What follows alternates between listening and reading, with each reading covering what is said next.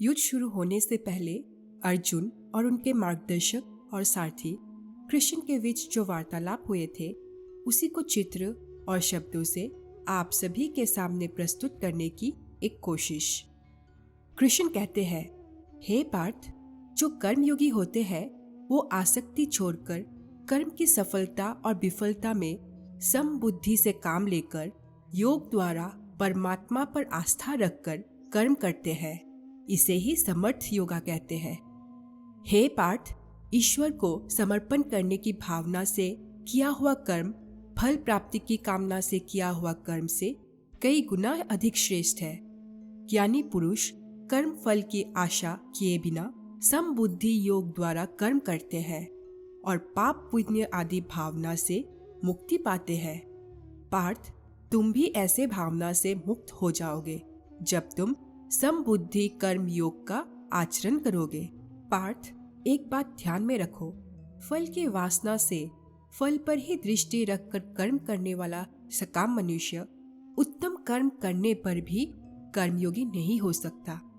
ऐसे मनुष्य को ख्याति आदि लाभ प्राप्त हो सकते हैं, किंतु उसे परमात्मा और शांति आदि प्राप्त नहीं हो सकती।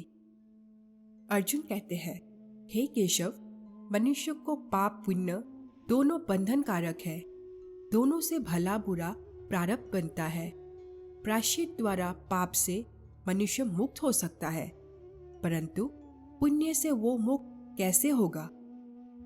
कृष्ण कहते हैं, हे अर्जुन, पाप पुण्य, सुख दुख, यश अपयश आदि भावनाएं साधारण मनुष्य के लिए है, परंतु जो कर्म योगी होते हैं वो इन भावनाओं से मुक्त होते हैं, आलिप्त होते हैं। कर्म योगी अपने अंतर आत्मा के आवाज को परमात्मा के आदेश मानकर आचरण करते हैं। इसमें कहाँ आता है पाप पुण्य की भावना? हे पार्थ, यदि तुम मोह के अधीन हो गए हो तो निष्काम कर्म योग कैसे अपनाओगे? तुम्हारी बुद्धि पर जो मोह के अंधकार का पटल छा गया है उसे ज्ञान के प्रकाश से हटा दो और अपनी बुद्धि को मोह के दलदल से बाहर निकालो। हे पार्थ, मोह बुद्धि का अज्ञान होता है और इसी अज्ञान के कारण मनुष्य भौतिक आकर्षण में फंस जाता है। वो जानता नहीं कि देह तथा समस्त भोग नश्वर है, मिथ्या है। जब मनुष्य सत और असत अथवा नित्य और अनित्य का भेद जान लेता है तब वो निरासक्त हो जाता है। उसे किसी भी चीज का आकर्षण नहीं रह जाता। इसका दूसरा अर्थ है मोह का त्याग करना तथा मोह का लाभ होने पर मनुष्य किसी भी प्रकार से किसी भी वस्तु की ओर आकर्षित नहीं होता। हे पार्थ, यथार्थ ज्ञान की प्राप्ति होने के बाद मोह का त्याग होता है। आत्मिक योग बल में वृद्धि हो जाती है। योग बल के कारण मन स्थिर हो जाता है और स्थित प्रज्ञ हो जाने के कारण मनुष्य का परमात्मा के साथ योग हो जाता है। पार्थ, तुम भी आत्मिक योग बल द्वारा अपनी अंतर आत्मा में झांककर परमात्मा को देखने का प्रयास करो। समबुद्धि कर्मयोग का आचरण करो और स्थित प्रज्ञ बन जाओ। अर्जुन कहते हैं, हे मधुसूदन, ये स्थित प्रज्ञ क्या होता है, इसे समझाओ। कृष्ण कहते हैं, पार्थ, दुख भोगते हुए भी जिसके मन में उद्वेग नहीं होता और ना ही जो सुख की लालसा रखता तथा जिसके हृदय में क्रोध, मोह, भय आदि विकारों के लिए स्थान नहीं होता, वो मनुष्य स्थित प्रज्ञ है। हे पार्थ, स्थित प्रज्ञ महापुरुष सुख दुख प्रत्येक अवस्था में आत्मिक शांति प्राप्त कर लेता है। परम आनंद में लीन होने से ऐसे मनुष्य को दुख और सुख कभी विचलित नहीं करते। ऐसे स्थित प्रज्ञ मनुष्य का मन उस दिए की भांति होता है जिसकी लौ स्थिर होती है, कभी डोलती नहीं। माता पार्वती कहती है, प्रभु, दिए की लौ अधिक समय तक अचल और अडोल तो रहते नहीं, वो हवा के हल्के से झोंके से भी तड़पने लगती है। महादेव कहते हैं, हाँ देवी पार्वती, प्रभु श्री कृष्ण यही तो समझा रहे हैं कि मनुष्य का मन कामनाओं के आंधी में रखे हुए एक दीपक की तरह होती है। कामनाओं के तेज झोंके से उस दिए की बाती को स्थिर रहने नहीं देती। प्रभु ये उपदेश दे रहे हैं कि मन को स्थिर रखने के लिए मन की कामनाओं को लगाम देना चाहिए। यदि कामनाओं को लगाम ना दी जाए तो एक कामनाओं से दूसरी, फिर दूसरी से तीसरी कामनाएं जन्म लेती रहती है और ये सिलसिला कभी खत्म नहीं होता।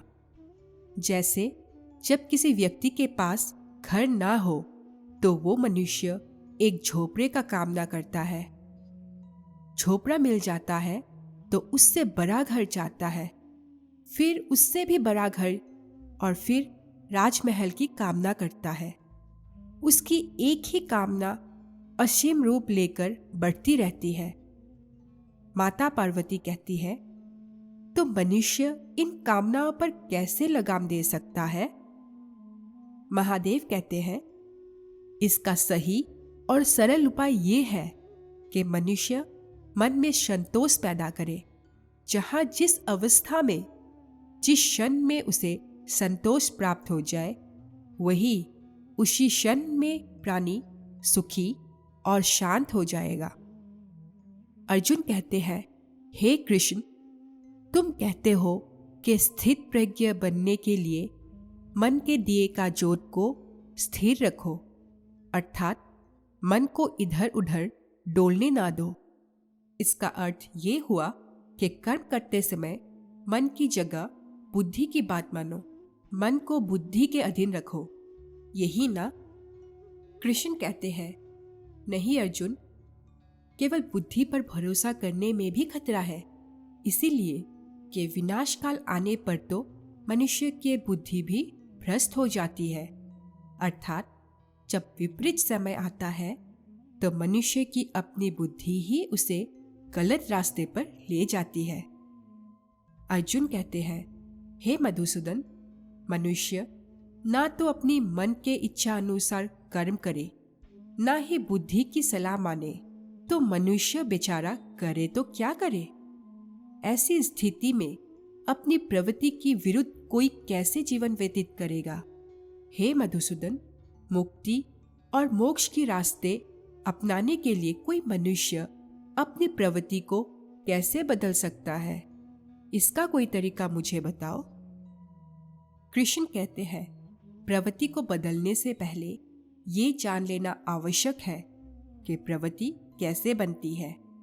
हे अर्जुन, मनुष्य जन्म से ही अपने साथ सत्व, रज और तम 3 गुणों को लेकर पैदा होता है। इस सृष्टि की रचना इन्हीं 3 गुणों के आधार पर की गई है। इस त्रिगुणात्मक सृष्टि में रहने वाले समस्त प्राणियों में तीनों गुण विद्यमान होती है, परंतु हर प्राणी के अंदर इन तीनों में से कोई न कोई एक गुण अधिक प्रधान होती है, और जिस गुण का प्रधानता अधिक होती है उस प्राणी का चरित्र वैसा ही बन जाता है। रजोगुण प्रधान पुरुष को ऐश्वर्य, ठाट बाट और राजपाट की लालसा होती है। तमोगुण वाला आलसी और प्रमादी होता है। द्वेष और क्रोध जैसे नकारात्मक भावनाएं उसमें कूट कूट कर भरी हुई होती है। अर्जुन कहते हैं, और सत्वगुण वाला? कृष्ण कहते हैं, सत्वगुण ही उत्तम गुण है। सात्विक मनुष्य सीधा और सच्चा होता है। वैसे तो हर मनुष्य के स्वभाव में ये तीनों गुण कुछ न कुछ मात्रा में होती है, परंतु जिस मनुष्य में जो गुण प्रधान होता है वो वैसा ही हो जाता है। उसकी जैसी प्रवृत्ति होती है वैसी ही रुचि हो जाती है। सो हर मनुष्य अपनी प्रवृत्ति और अपने रुचि के अनुसार ही कामना करता है। महादेव कहते हैं, वाह प्रभु वाह।